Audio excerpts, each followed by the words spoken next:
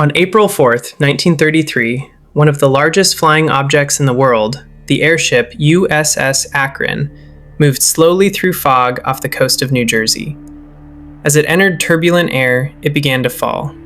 The captain ordered ballast released.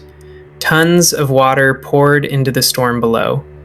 For a moment, the great dirigible stabilized, but only for a moment. Hanging above the Atlantic, the USS Akron was minutes from destruction.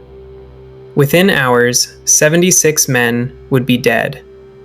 It would become the deadliest airship disaster in history, and it would mark the beginning of the end, not just for the Akron, but for airships themselves. But the warning signs had appeared long before that stormy morning. In May 1932, the Akron descended toward Camp Kearny in San Diego. Sailors prepared to secure its mooring lines. One line was fixed. Then the airship began to rise. Its fuel tanks were nearly empty, making it unusually light. As sunlight warmed the helium inside, lift increased unexpectedly. The Akron began an uncontrolled ascent. Sailors clung to the trailing ropes. 4 men were lifted into the air. One let go early, falling 16 feet and breaking his arm, but surviving. The other 3 held on as they were carried higher. 2 eventually lost their grip and fell to their deaths. The last man, apprentice seaman C.M. Cowart, tied the rope around himself and dangled hundreds of feet above the earth for nearly an hour before being hauled aboard. Newspapers published the images. Some crew members began to whisper that the Akron was cursed. They had no idea what was coming next. To understand how something this massive could fall from the sky, we need to go back.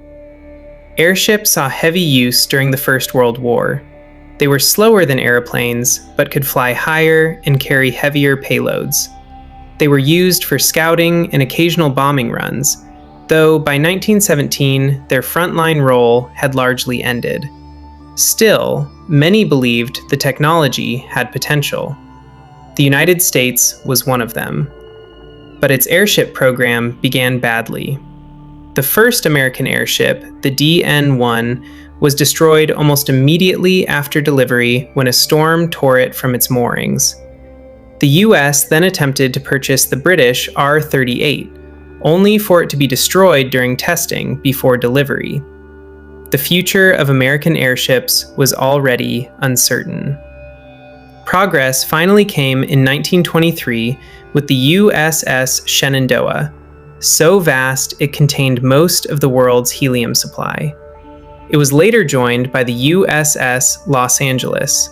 Together, they proved airships could operate reliably, though even the Shenandoah would later crash in a storm.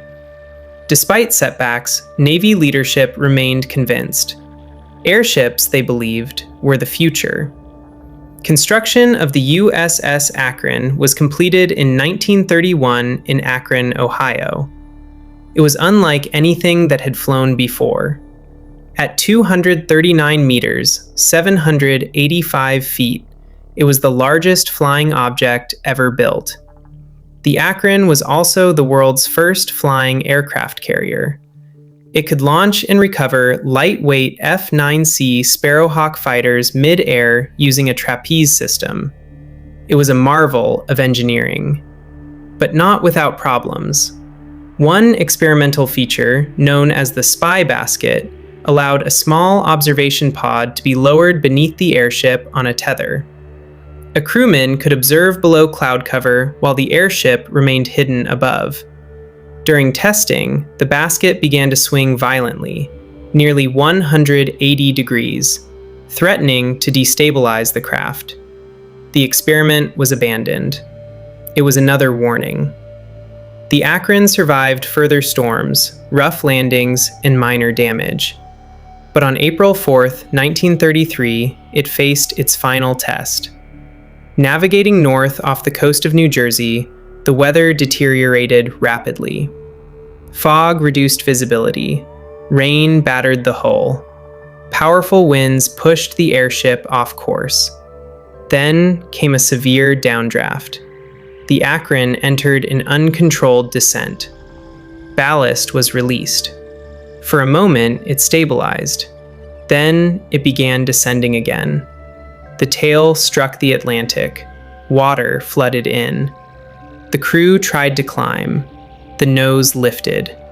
Then the USS Akron collapsed into the sea. A nearby German merchant ship, the Phoebus, witnessed the disaster but initially mistook it for an aircraft. Rescue boats were launched. 4 men were pulled from the freezing water.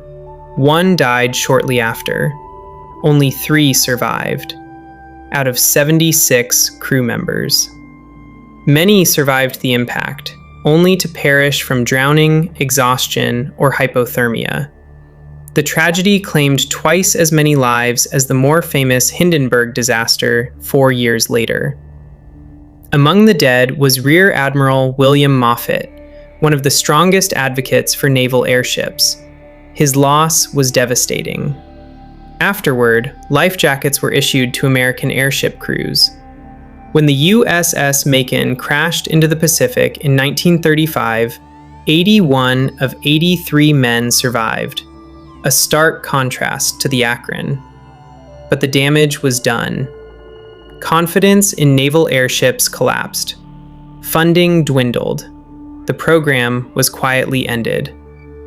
The U.S. Army continued limited development, and during the Second World War, airships were used for reconnaissance and convoy escort.